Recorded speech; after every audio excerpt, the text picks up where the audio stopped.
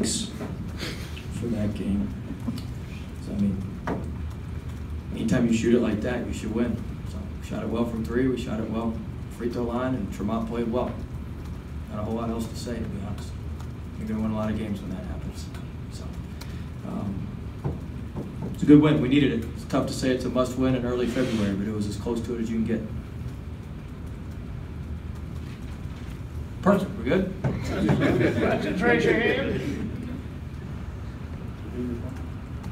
Coach, early in the year you said your swings were like here to here. Do you still feel that way sometimes with this team? Yeah, I mean, we have large swings. I mean, we got to get our defense correct. The teams are just seam driving us, so we've got to get our defense correct because we can't count on just barraging people from three like that. But I knew there would be 3 or 4 games where we could shoot it like that from three. So that was good, but we can't count on that all the time. We got to be a little bit more consistent offensively and a lot more consistent with our defensive effort. Well, you already touched on Tremont, but how important was it to have 4 guards scoring double digits and everyone really knocking stuff down? Yeah, I mean, you know, Wab did a good job getting Darryl started. He skipped it out of that double team, out of the post crush, and was able to find Darryl, and that was a great play by Wab to get Darryl going. And then we had Sky going in the second half. I thought Sky played really good defense in the first half. He started scoring in the second half, making shots. Sampson, I knew Sampson was going to play well. He was the only guy I knew for sure I thought was going to play really well. And then, you know, anytime you got those guys going with Tremont, and then Epps gave us some good minutes as well. I thought Sims came in and gave us a little bit of toughness, dug some rebounds out. He got a couple tough free throw rebounds that we needed to get. So I thought that was a plus also. You know, Wap wasn't his normal self tonight, but we were able to compensate for it in other ways, like we talked about in the press conference on Thursday. Coach? Friday. When did we talk? Friday? Friday. Yesterday? Yep. Yeah. God, they all go together. Time flies when you're having fun. Coach, back here. All right, so when Arkansas cut the lead to single digits, what'd you tell your players at a timeout? Well, we just, you know, it never got below 4. We called timeout, I think, when it got to 6 the one time. So we just said, just stay poised, stick with what we do what we do, and let's move the ball, share the ball, make sure we get the ball in the paint. You know, it was really about getting stops at that point. We had to string together enough stops. I thought the big sequence when it got to 4, Sky came down and hit the 3. They come down and turn it over, and Sky comes down and dunks it. It went from 4 to 9 like that. I thought that was a huge sequence in the game. Hey, Coach, back here. You mentioned the paint a little bit tonight, but I know in the past as well, they got you 48-22 in the paint tonight. Is that something, you know? It's not good. We beat them about the same numbers at their place in the paint, but I mean, there's no need to go in the paint when you're making that amount of threes. But this is not a sustainable way to win. I mean, this is kind of an outlier, and we'll trust me, I'm thrilled. So we'll take it. But I mean, the rebounding, we lost the rebounding again by 5.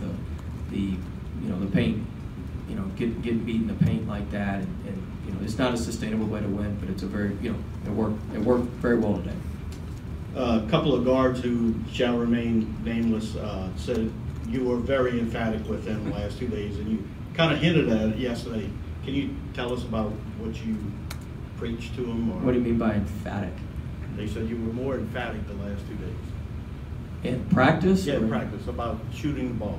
Yeah, I was just, I mean, you got to we got good shooters. You got to give them a little bit of confidence, and so they all laugh at me because whenever they're open, I say, stick it. You know, that's kind of my thing. And so I was, you know, I let them know what their shooting numbers were, and then I let them know that I think they're very good shooters, and that we're in a slump, and that we need to get out of it.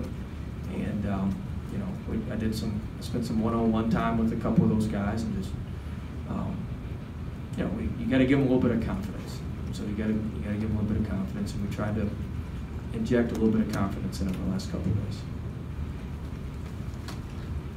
Will, probably not many teams in the country in your range number of victories that have 6 top 50 wins. Does that speak to how your team can play? Will they play well? Does it speak to matchups? You know, part of it's matchups, and then, you know, when we played well against Michigan, we played well against Houston, and the other stuff's a little bit more matchup based. Arkansas, A&M to some extent, but Arkansas more so. But yeah, I mean, we're really good when we can, you know. I think there's only 9 other teams that have as many top 50 wins as we have, maybe less than that. but we've also got some others. We got some others on the old docket too. But I mean, the reality is we're 4-6. There's a cluster of us at 4-6. We're 4-6. Arkansas's 4-6. South Carolina's 4-6.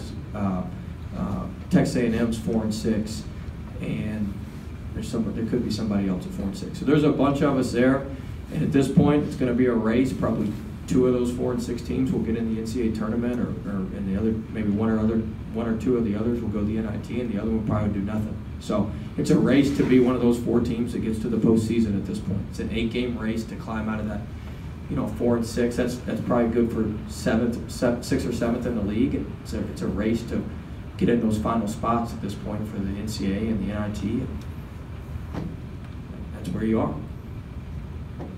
Hey, Coach, 21 for 23 from the free throw line tonight. You guys, there was a lot of timeouts in between there as well. Just what do you keep telling your guys in between timeouts to make sure they don't get complacent with the free throw line? I don't really talk about it. You try not to talk about it and put it in their mind. But I thought the key was we hit the front ends of the 1-and-1s when it was 7, 8, 9 fouls. So they weren't able to swing it back in the game. We were able to keep them at bay.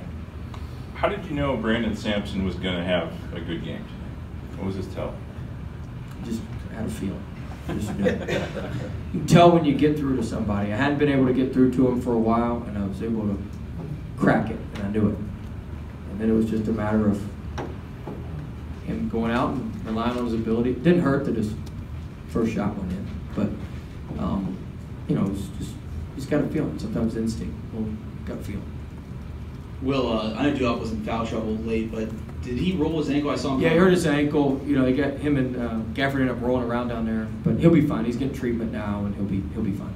And before y'all ask, Rashal has a rolled ankle too. He went down in practice, like 3 plays into the practice on Thursday, so he has a rolled ankle too. He should be available Wednesday. There's nothing else going on. It's a rolled ankle, I promise. Coach, what do you think your team learned from this week? You had to discipline some guys and kind of do some, internal stuff. And you had a tough game in Knoxville, but to finish the week with a win like this.